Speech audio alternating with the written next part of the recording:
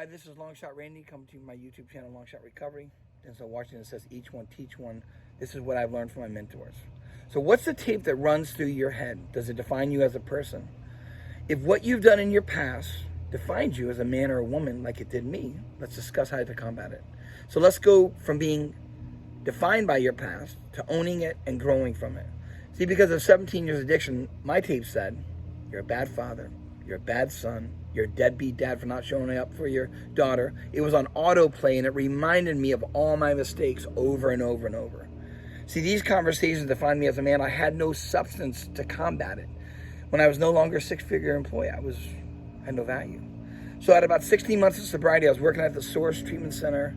Something reminded me of my daughter that day, and I was an emotional mess because I had not been able to repair the damage that I had done over 17 years.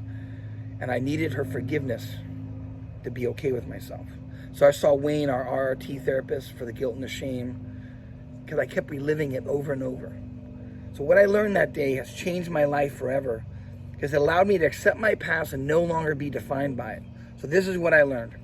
The past happened, but it doesn't exist today. There's no alternative world that I get to step into and be a better father, a better husband, a better brother, a better son. I got to draw a line in the sand that day and be the best of anything I want to today. Don't be defined by your past. You're not what you did. See, I'm no longer defined whether or not my daughter forgives me or not. I'm no longer defined whether or not I'm a good man or a good father. See, I made amends. I owned my part. I tried to make it right. And I leave their part up to God. So I'm a good father today, whether she accepts me or rejects me. I'm a good man today, whether anybody accepts me or rejects me. So you see, everything in your life that you feed grows. Think about that for a minute. Everything in your life that you feed grows. What are you feeding in your life today? You can choose to be bitter. You can choose to be better. See, pain is inevitable. Suffering is a choice. See, suffering is what happens is when you think only about you. One of the ways that suffering, or that we endure suffering, is we put expectations on other people to react a certain way. For me, as I made amends and I'm waiting for I forgive you, the number one way to stop suffering is to serve something greater than yourself. Serve your family, serve your kids. Find somebody in need that has it worse than you. Serving others is a solution for suffering. That's crazy, right? I know it sounds, but try and let me know. See, in life, if you trade your expectations for appreciation, then gratitude will fill your day, not suffering or resentment. Think about it. I can think about all I ever wanted to be was a father, and I failed, or I can choose to look at what I can control. I look at my life with appreciation today for my gifts of sobriety, for my ability to reach others in crisis that others can't, for my passion, for my gratitude. One of the only things you can control in life is what you focus on. Steve Furtick taught me that. So focus on mastering going from one state to another. That's not from Alabama to Tennessee. I'm talking about your state of mind.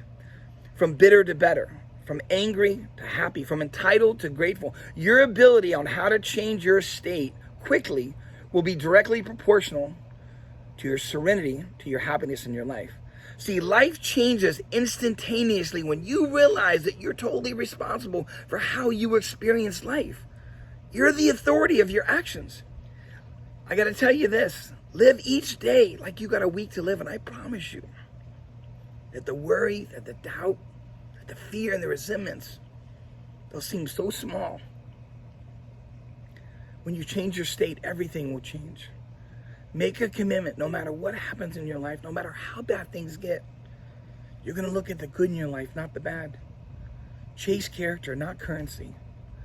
And in the midst of the storm, you're going to be rooted in the thought that the world didn't give you your joy, so it can't take it away.